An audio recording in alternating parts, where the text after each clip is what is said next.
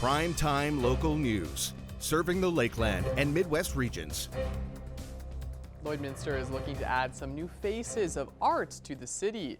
Faces of Lloydminster is a series of 3 concrete and fiberglass sculptures that viewers can engage and interact with. The installation would be created by local artists in the community, and members of council feel that the sculptures would be a great addition to the city. Basically, we look at the art program where what we thought about in terms of bringing art forward was art pieces that would you could interact with in spaces where you could share and explore and walk around through the city. And so we looked at a number of places, even an art walk. So as you walk through Bud Miller and finding art, you would interact with it in an easy and natural way.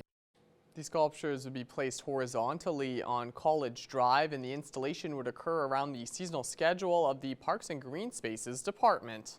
The places where we looked at, again, have really eliminated a number of spots that otherwise would be applicable, and this one would give high exposure, also the opportunity to interact, look, play, walk on, step on, and sit and enjoy the art. The faces of Lloydminster will be brought forward to a future council meeting for a decision. Recruiters from the Edmonton Police Service are making their way into Lloydminster for a free career event. Our Shelby Clark spoke with one of the officers on what people can expect.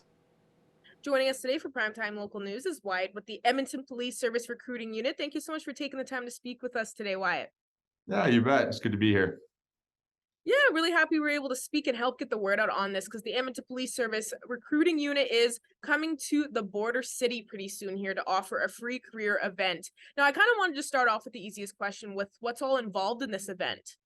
Yeah, you bet. So it's a kind of a 2-day event, February 24th, 25th. So the Friday night, February 24th, we're running an information session from 6 to 8 p.m. that night at Lakeland College. Basically, information session. We go over everything from the recruitment process to what you can expect in the first 5 years of being a police officer in Edmonton, the city of Edmonton itself, salaries, benefit structure, all that kind of stuff in that session. So, and then it's available for any questions people have at that point as well. Now, are there going to be other surrounding areas that the Edmonton Police Service is offering this, or why also did you choose Lloydminster to be offering this free session and whatnot? Yeah, we are doing a tour kind of Alberta, as well as reaching out to other provinces. We're just extending our hiring reach at this point. We are looking to hire 3 classes of 40 new recruits for this year and probably next year and the year after that. So we're looking just to expand our hiring reach to, the rest of the province and the surrounding area, the nation as well. Yeah. So there's an info session on Friday and then an entrance exam Saturday. Now, what can people expect when it comes to that on Saturday? So it's a 120 question multiple choice exam. Okay. 2 hours and 15 minutes to write it. It covers everything from memory to grammar, basic math, decision making, disguises, stuff like that. Stuff that is a kind of a necessary for a career in policing, and it's also a standardized exam. So any municipal agency in Alberta writes the same exam. And I know for some people that are interested in this career choice, one of the biggest worries for them is the physical aspect of things. So does the police service offer anything to help with people worried on that physical aspect and when it comes to the exam and how to kind of prepare them? That's right. Yeah, we do offer, we call them run with recruiter events. So Monday evenings, Thursday mornings, we run sessions open to the public where they come out, we run them through a little bit of a workout, kind of body weight cardio type stuff, kind of exercises that you will see once you get into recruit class and kind of beyond. But it's also an opportunity at those events to talk to other recruiters, talk to other people that are in the process. We have people that are hired from the upcoming classes that come to these, so you can just network and kind of, have some fun and learn kind of what the fitness component of this is. Perfect. Now, for people interested, where can they kind of go online to be able to find more information and kind of sign up for this? Yeah, you bet. Joineps.ca is kind of the best place to go. Right on that website, the main page there's a link for our Lloydminster information session and APCAT writing. Click on that link. You'll get directed to it's email registration. You'll get elected to a link that you can email me. I'll get back to you with all the information that you need for that upcoming session. We'll get you signed up. Perfect, Wyatt. Well, I'm really glad we are able to speak and help get the word out ahead of time for the 24th, 25th. That's going to be coming up next week, just for anybody interested here in the border city for this career choice. So once again, thank you so much for joining us today. I appreciate your time. Thank you for having me. Tax season can be a stressful time, particularly for newcomers who may be filing for the first time. A local organization is preparing to host another year of free income tax clinics for those in the community. As we head into tax season, Catholic Social Services here in Lloydminster are putting on a free tax event for people with modest incomes. Janet joins me today from Catholic Social Services. So let's just start with giving you a chance to go through a little bit about how these tax clinics work. Absolutely. So our tax clinics we've been doing for the past 3 or 4 years. And so we are getting increasing amount of people that are hey, this is a great idea. It's free of cost. All our programs at Catholic Social Services are free. So like you said, it's for modest income. So that would mean $60,000 or less. And so it's just basically the simple taxes. So we would not be doing anybody's taxes that would have a business in their home or on the side kind of thing, or any entrepreneurs out there with a business taxes. So it's just those with the basic T4 and RRSP or the RSPs. So that would be okay that we can do that. What we do have is we've got the same volunteers that we had last year. So there's 3 or 4 that are actually trained through CRA. So they know what they are doing. They have an expertise as to how to navigate the system that gets pulled up. And so what we would ask for the public, if they would contact Johanna Reyes at 780-875-9084, and her extension is 3319. And through her, you're going to have an designated time for an info session. And these info sessions are just kind of like a modified drop-off. So you'd have all your information, your T4s, and hopefully the last tax assessment. And you would be in a group and you would have that assessment given to Johanna, along with some consents for the volunteers to complete the assessments. Then it's up to a 2-week period that you would have it completed. And just wanted to add maybe too that with the modified drop-off, that is also about validating your identities. So we can't have, for example, somebody bring in their spouse's information. The actual person that is going to get their assessments done needs to be there. No, that's good to hear. Now, it seems like this could be very beneficial to a lot of people here in the community, but why is this something that Catholic Social Services wants to put on every year? Well, with the Gateway for Newcomers, we've got some newcomers that are do have modest incomes, and it's difficult to afford, some of the tax companies out there, or the people that do taxes. And so again, we do not charge for any of this. So it's a nice little perk for them to be able to come here. But we're also serving the population at large, for those that have that modest income. It's just something that I think it's helpful. Nobody wants to pay taxes before you have to pay taxes, right? So it's just being in our nonprofit organization. This is something that we like to do for the public. Now, you mentioned that there's a group of volunteers who come together and help run these clinics. How thankful are you to the volunteers who help make this possible? Yes. These are repeat volunteers. And so they really like the working with the numbers and stuff like that. And so this is what some of them are being trained to be accountants. So they really get a good taste of what it would be like to work in the field. And again, they are being trained through CRA. So it is a bit of a process for them to get validated as well to be a volunteer. They do have to get a check, a criminal check, and that kind of thing. So yes, we're very thankful, and we have some repeat volunteers this year, so that's great. All right, Janet. Well, thank you so much for joining us today to share a little bit more information about that. Before we go, I'll give you a chance to go through how people can find more information or reach out to book a time. Sure, they can contact Catholic Social Services, and it would be Johanna Reyes at 780-875-9084, and her extension is 3319 if they want to get direct to her, and she will set you up with that info session. All right, Janet, thank you so much for joining us today. Thank you. And now it's time for us to check in with Shelby Clark, who has a look at weather.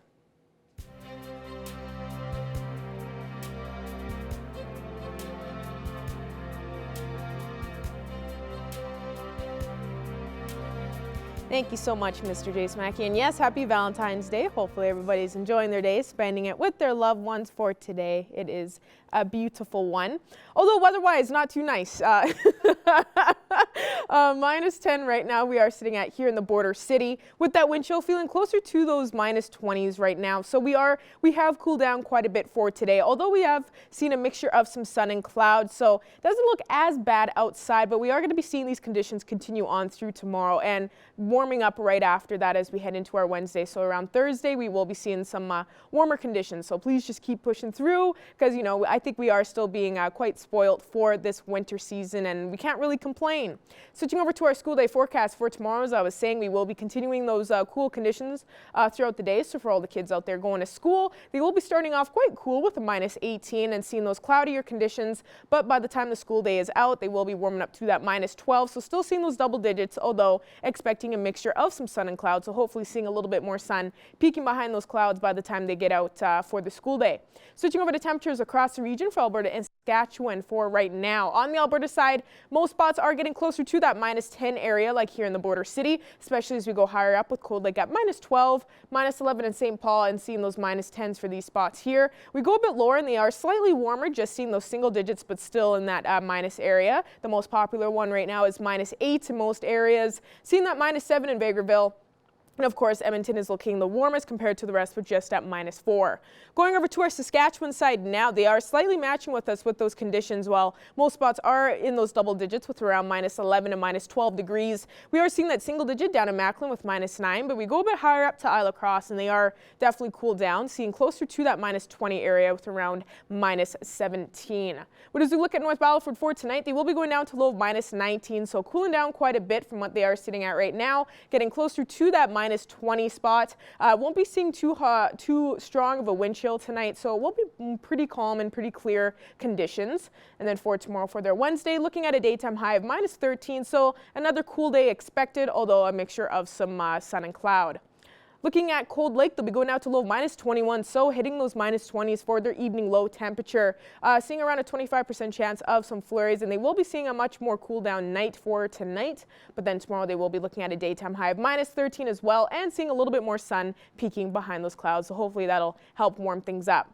For us here in the border city, we will be going down to low of minus 18, so cooling down quite a bit. And with that wind chill, we are probably going to be feeling past that minus 20 point with around minus 21 to minus 22 degrees. So we are going to be cooling down for tonight. Make sure you are layering up if you are going to be outside whatsoever. And then for our Wednesday tomorrow, a daytime high of minus 12. So prepare for another double-digit day, and we will be seeing a mixture of some sun and clouds. So kind of what we are seeing for today. So we are having a few of these days for this week, slightly cooler, but we will be warming up quite after that on our Thursday. Ending off with looking at a couple photos from our viewers. Thank you to everyone that have submitted some beautiful weather shots. This is a nice one from Craig. Thank you, Classic Craig, for this gorgeous shot. Love seeing the clouds in the sky there. And this last one from Nadine. Great shot here. Love seeing the sunset there and the colors in the sky. Thank you to everyone once again. That's all I have for now. We'll have more coming up after the break.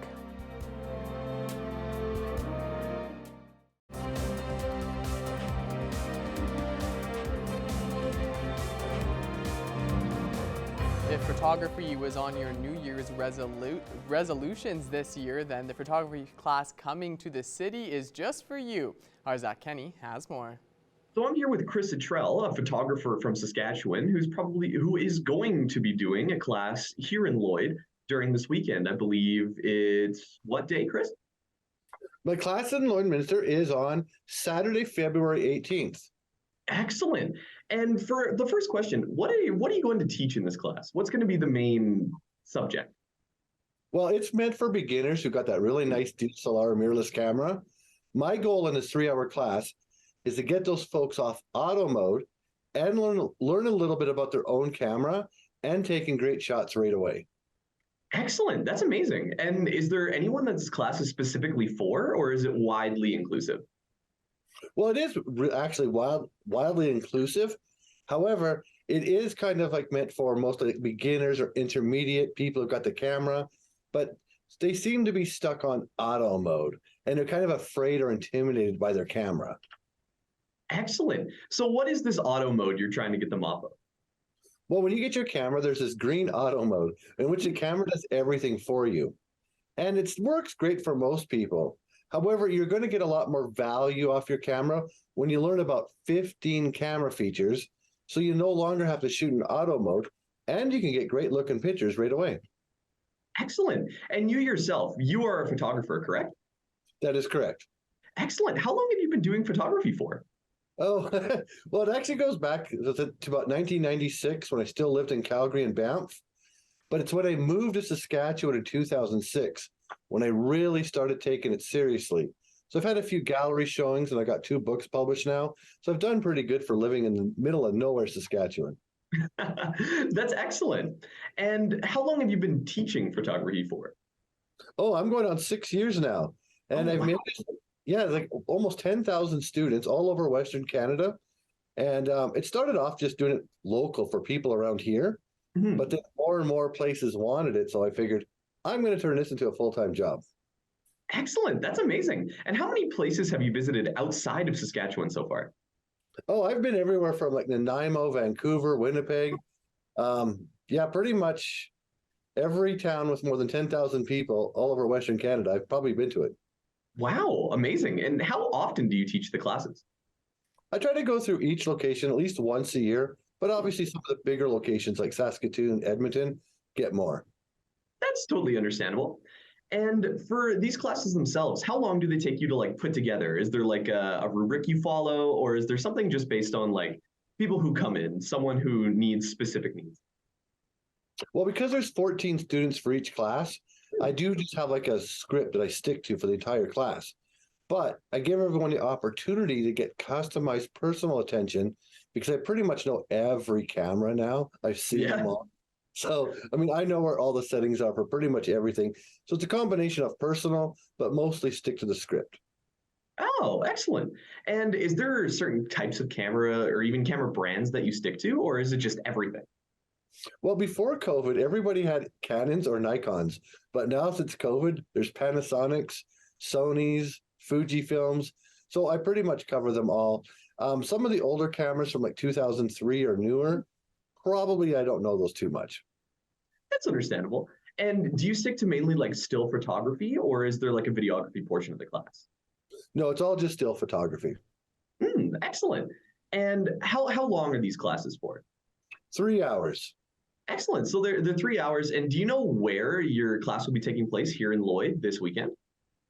Yes, the class is going to be held at the Microtel Hotel in Lloydminster on the Saskatchewan side. Oh, excellent.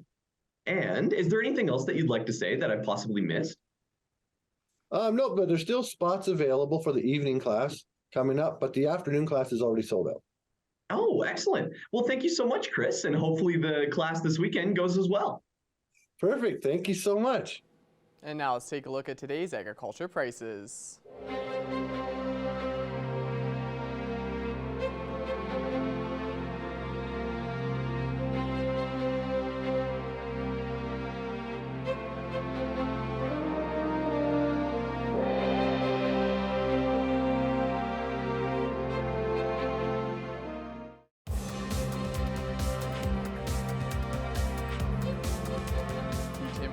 Brier will be starting March 3rd in London, Ontario, with teams from across the country competing, and one team has a native of Kitscoty as the lead. Here's Thomas Wildman with more.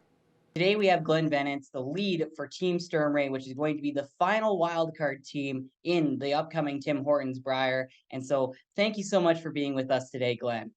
No problem, Thomas. Thanks for having me. So Glenn, tell me a little bit about how you met Karsten and kind of became part of his team, and a little bit about how you guys ended up qualifying to be a wildcard team for the Tim Hortons Brier. Yeah, sure. So Karsten and I got to know each other through the University of Alberta. We played together there. We were both going to school. And that would have been, I think, about 8 years ago now. So we're on the varsity team together.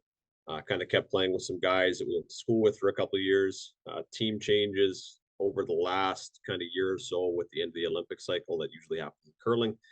Went down and we ended up pulling some guys in from Calgary and from Winnipeg, and this team formed. In terms of getting to the Brier this year, the wild card, basically we had a really strong showing on tour all year long, and we're able to accumulate enough world ranking points that put us in this position. And we were fortunate enough that all the other playdowns kind of shook out the right way for us. And yeah, we just kind of found our way in as the last wild card spot. So just, yeah, through that world ranking points, that's how we ended up getting in. And so Glenn, obviously your first time getting to compete in the Brier, kind of what does it feel like to be able to compete on is certainly the biggest stage for Canadian curling in men's curling? It's surreal. I don't think it's really sunk in yet that we get the chance to go. It's certainly been a dream of mine since I was a little kid to have the chance to go and to do this. So, I mean, we played all these guys before, like everybody, the Botchers, the Gushus, the Kuis, the Dunstons, the world. We've seen those guys, but to have the chance to do it on a stage that we've all dreamed of since we were little kids, like, it's pretty cool. And I think it's also neat that we're all going at the same time. This is the first time that any of us have ever been. So we're all kind of experiencing this together, where it's been a dream of all of ours individually. And it's like, yeah, there's no one that's been here before. So we're going to really try to soak it in and take in the experience for sure. You originally grew up at Kitscoty. Tell me a little bit about growing up there and kind of how you grew to love the game of curling, kind of competing at Kitscoty and some of the more local tournaments. I certainly remember those. Yeah, like my parents both curled, and so that's kind of how I got into it. They were always really involved in the game, and I was always kind of around. I remember mom and dad playing in the men's and ladies bonspiels in Kitscoty, and I'd be in the rink helping doing bar shifts way way underage, helping them do that stuff, eating rink burgers and just kind of hanging out there with everybody. So it definitely, growing up in Kitscoty, shaped me a lot. It's definitely a very hard working part of the world, definitely a blue collar side of things, and I try to take that into curling now, like just the hard work, the grinding, the do the stuff every day to try to get a little bit better. I do feel like that came from where I grew up and kind of just the way of life that people live out there. So yeah, definitely still a big part of me. I'm really proud to be from Kitscoty, the Lloydminster area. It's something that I said shaped me a lot. And so yeah, it's really exciting to have the opportunity to represent everybody from back there for sure. Thank you so much for this interview, Glenn, and we hope that you and Team Sturmray have an excellent Brier, and we will certainly be looking out for you guys to have a good Brier showing coming up this March. Awesome. Thanks a lot, Thomas. I really appreciate you taking the time to do this for us. And now it's time for us to check in once again with Shelby Clark, who has another look at weather.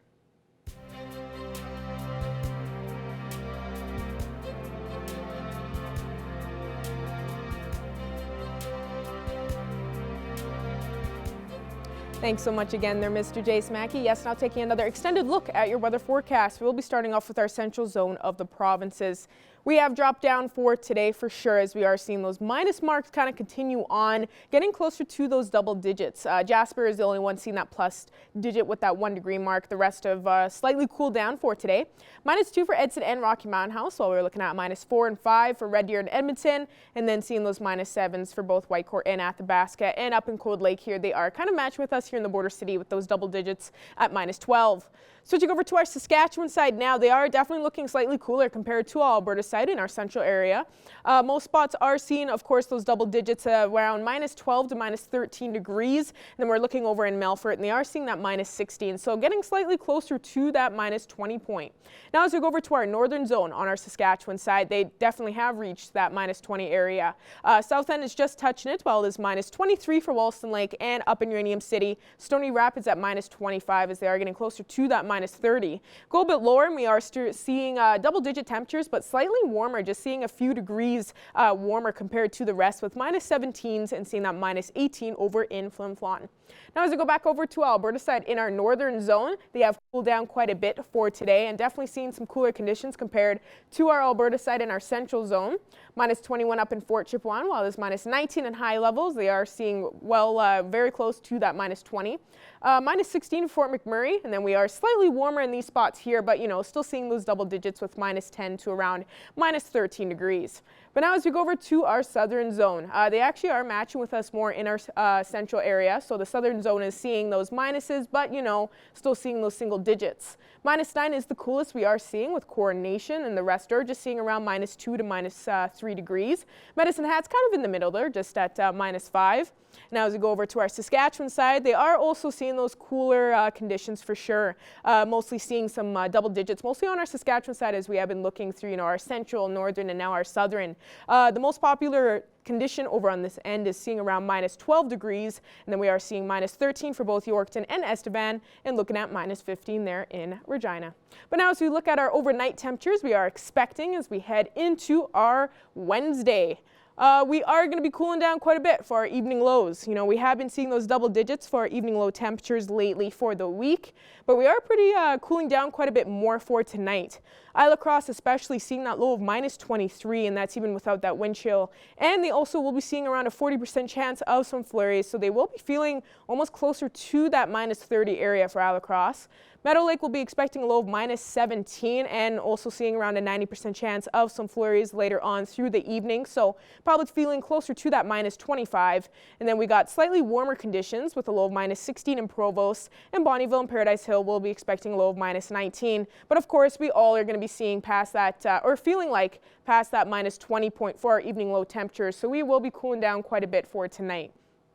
Looking at our Wednesday here in the border city, as I was saying, we will be continuing these cool conditions into tomorrow. So we're going to be starting off in the morning with around -18 there at 8 a.m. So getting closer to that -20 area. And then as we go through our daytime high in the mid-afternoon, we'll be warming up to that -13, which is only a few degrees warmer from what we are starting off in the morning. Then we will be cooling it back down tomorrow evening to around -16 to -17. So please make sure to layer up and make sure to wear a nice jacket. We were spoiled for a bit, but we cooled down for today, and we will be seeing that for tomorrow.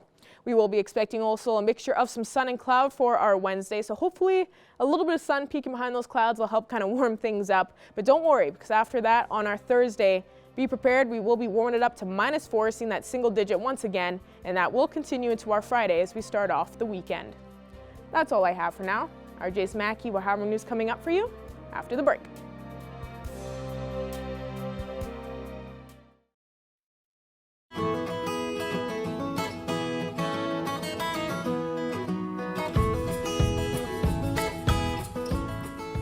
Back at Border Paws Animal Rescue for another edition of Pet Project, and we are in another wonderful cat condo, and the cat we're highlighting is somewhere here named Toaster, just down at the bottom here.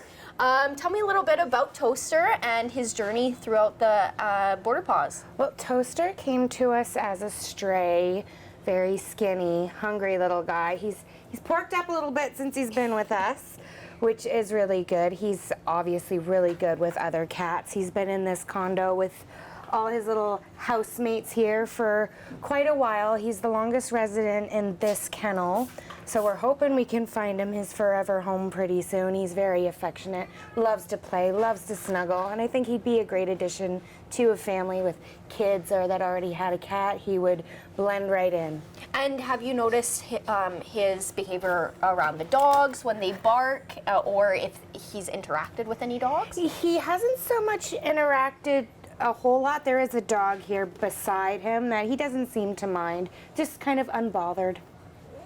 which is amazing. And he seems to do really well in this cat condo with all the other cats. So it seems like he would be perfect for any household, especially being in here for so long and kind of getting used to the other animals around him.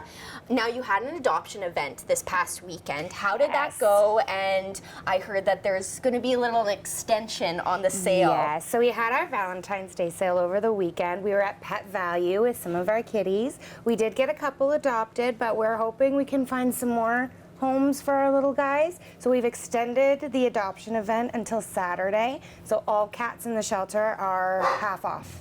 And is there anything else in the works that are coming up, or how are you guys doing with the numbers for cats wise? Because I know you guys were at capacity for a bit.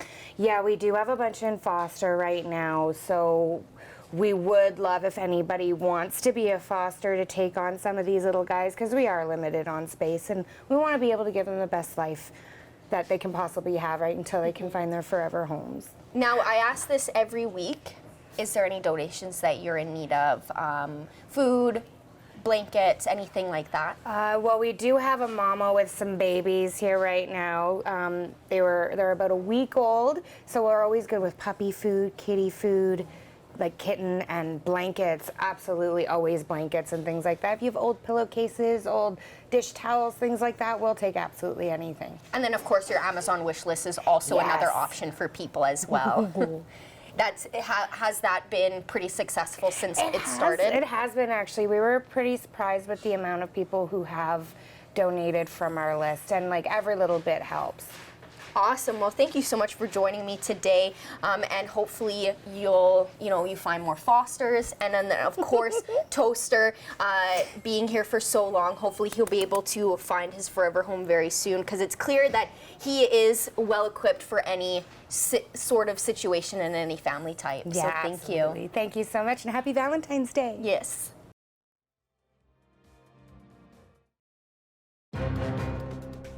Furniture set and design supplied by Furniture Gallery and Furniture House, downtown Lloydminster.